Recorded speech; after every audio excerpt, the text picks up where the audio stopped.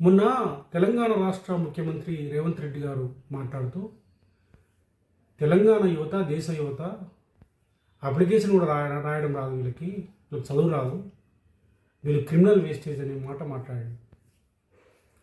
అక్కడేమో దేశంలో సుప్రీంకోర్టు ప్రధాన న్యాయమూర్తి జస్టిస్ సూర్యకాంత్ గారేమో దేశ యువత సోమరిపోతులు, దేశ యువత బుద్ధింకలు, దేశ యువత పరాన్న జీవులు అని చెప్పేసి ఆయన మాట్లాడతారు.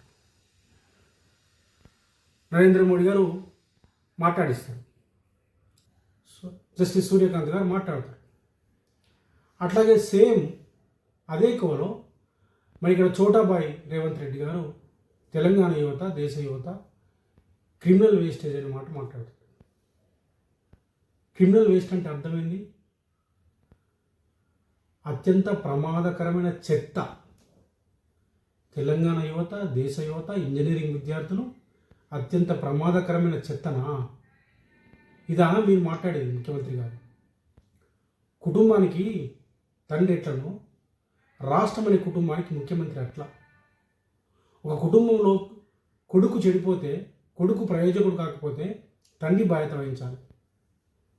ఇలా ఈ రాష్ట్రంలో ఉన్నటువంటి యువతకు, విద్యార్థులకు, ఇంజనీరింగ్ కాలేజీలకి వాటి నాణ్యతని, వాళ్ళకి చదివించాల్సిన బాధ్యతని, మంచి టీచర్స్ని పెట్టాల్సిన బాధ్యత ఎవరిది? ముఖ్యమంత్రి గారు మీది కాదా? మీరు ముఖ్యమంత్రి గారా? అసలు మీరు ముఖ్యమంత్రి అనుకుంటున్నారా కాదనుకుంటున్నారా? మీరు ఇలా ఒక కుటుంబం చెడిపోతే దానికి కారణం తండ్రి, ఒక కొడుకు చెడిపోతే దానికి కారణం తండ్రి. అట్లాగే విద్యార్థులు, మీరు ముఖ్యమంత్రి ఉన్నటువంటి ఈ రాష్ట్రంలో ఇంజనీరింగ్ విద్య మొత్తం కూడా ఎందుకు పనికిరాకుండా పోయిందంటే, విద్యార్థులకు అప్లికేషన్ రాయడం కూడా రావట్లేదంటే, ఇంజనీరింగ్లో నాణ్యమైన విద్య అందట్లేదంటే దానికి బాధ్యులు ఎవరు? మీరు కదా. మీరు ఏం చేస్తున్నట్లు గత 3 సంవత్సరాలుగా? కాబట్టి మీరు బాధ్యతారహితంగా మాట్లాడుతూ ఉన్నారు. మిమ్మల్ని ఫీజు రియంబర్స్మెంట్ అడుగుతున్నారు విద్యార్థులు, ఇంజనీరింగ్ విద్యార్థులు కానీ, డిగ్రీ విద్యార్థులు కానీ, ఇంటర్మీడియట్ విద్యార్థులకు ఫీజు రియంబర్స్మెంట్ మీరు ఇవ్వాల్సిన బాధ్యత మీకు ఉంది. ఇలా వేల కోట్ల రూపాయలు ఫీజు రియంబర్స్మెంట్ బకాయిలు ఉన్నాయి. ఆ బకాయిలు రాక ఇలా మొత్తం ఇంజనీరింగ్ కాలేజీలు కానీ, ప్రైవేట్ కాలేజీలు కానీ, మొత్తం ప్రైవేటు ఇంజనీరింగ్ కాలేజీలు, డిగ్రీ కాలేజీలు, జూనియర్ కాలేజీలు మొత్తం విద్యా వ్యవస్థ మొత్తం సర్వనాశనమైంది. యాజమాన్యాలు మొత్తం అప్పుల పాలైంది వాళ్ళంతా కూడా. ఇలా కాలేజీలు మూతపడే పరిస్థితి వచ్చింది. మరి దానికి కారణం మీరు రియంబర్స్మెంట్ ఇవ్వకపోవడం. మీరు రియంబర్స్మెంట్ ఇవ్వకపోవడం వల్ల ఇలా డిగ్రీ చదివినటువంటి విద్యార్థులకు, ఇలా ఇంజనీరింగ్ చదివినటువంటి విద్యార్థులకు ఒరిజినల్ సర్టిఫికేట్ రావట్లేదు, డిగ్రీ పట్టా రావట్లేదు. డిగ్రీ పట్టాని వాళ్ళు అట్లే ఉంచుకుంటున్నారు. మాకు రియంబర్స్మెంట్ వస్తే మేము అది ఇస్తామంటున్నారు, సర్టిఫికేట్ ఇస్తామంటున్నారు. ఆ పిల్లలంతా ఇలా చదువుకున్నటువంటి పిల్లలు ఇలా డబ్బు ఖర్చు పెట్టి ఇబ్బంది పడి, తల్లిదండ్రులు ఇబ్బంది పడి పిల్లలు చదివిస్తే ఆ పిల్లలు ఈ యువకులుగా వాళ్ళు ఏజ్ వచ్చిన తర్వాత, డిగ్రీ పట్టా చేతికి వచ్చిన తర్వాత ఆ పట్టాను వాళ్ళ చేతిలో రాలేదు, ఇలా సర్టిఫికేట్ రాలేదు. రాకపోవడం వల్ల వాళ్ళు నిరుద్యోగంగా ఉండే పరిస్థితి ఉంది. వాళ్ళ ఆత్మస్థైర్యం, ఆత్మవిశ్వాసం కోల్పోతున్నారు. వాళ్ళ పిల్లలు జీవోత్సవాలుగా మారుతున్నారు యువత ఇలా తెలంగాణలో. మీకు అర్థమవుతుందా మీరు ఏం చేస్తున్నారో?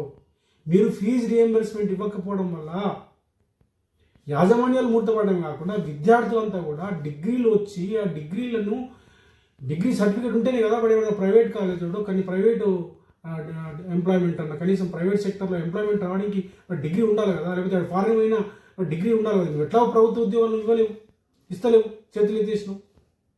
లేకుండా ఇలా మీరు వాళ్ళకి ఇబ్బంది పెట్టే పరిస్థితి ఇలా ముఖ్యమంత్రి గారు చేస్తున్నారు. ఒక్కటే మిమ్మల్ని ఫీజు రియంబర్స్మెంట్ అడిగితే పిల్లల్ని క్రిమినల్ వేస్టేజ్ అంటున్నారు. క్రిమినల్ వేస్టేజ్ అంటున్నారు పిల్లల్ని. అయ్యా మీరు యువతకి ఉద్యోగాలు ఇస్తామని చెప్పేసి అన్నారు, మీరు 2 లక్షల ఉద్యోగాలు ఇస్తున్నారు, మీరు ఉద్యోగాలు ఇవ్వమని యువత నిరుద్యోగులు డిమాండ్ చేస్తే ఎంట్రీని తాగి చావండి అంటున్నారు. రైతులు మాకు యూరియా ఇవ్వమని వాళ్ళు అడిగితే యాప్ పెట్టి రకరకాల ఇబ్బంది పెట్టి వాళ్ళకి యూరియా ఇవ్వకపోగా